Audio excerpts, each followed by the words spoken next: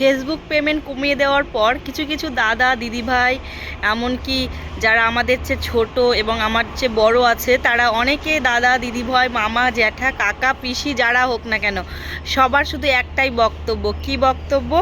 যে ফেসবুকের পেমেন্টটা কমিয়ে দিয়েছে তার কারণ হচ্ছে অশ্লীল ভিডিও, নোংরা ভিডিও।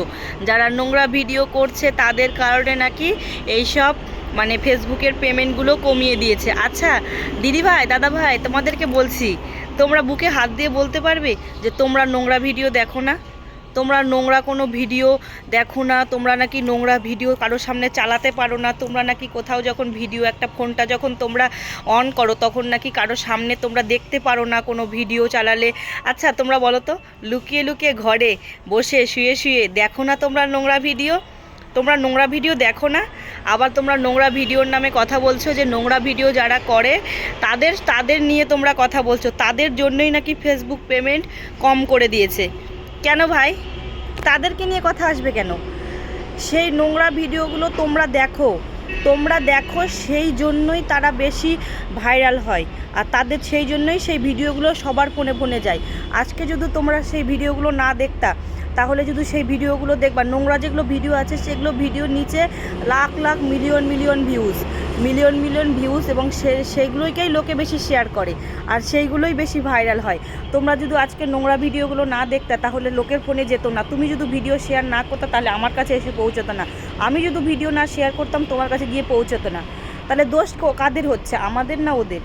আমরা যদি নোংরা ভিডিওগুলোকে না দেখতাম, ঠিক আছে, আমরা যদি নোংরা ভিডিওগুলো না দেখতাম তাহলে ওরা নোংরা ভিডিওগুলো করতে পারতো না। ওরা দেখছে যে আমরা নোংরা ভিডিওগুলোই বেশি দেখছি, সেই জন্যই ওরা নোংরা ভিডিওগুলোই বেশি করছে। এই জন্য কিন্তু ওরা দায় নাই, ওই জন্য আমরাই দায়ী।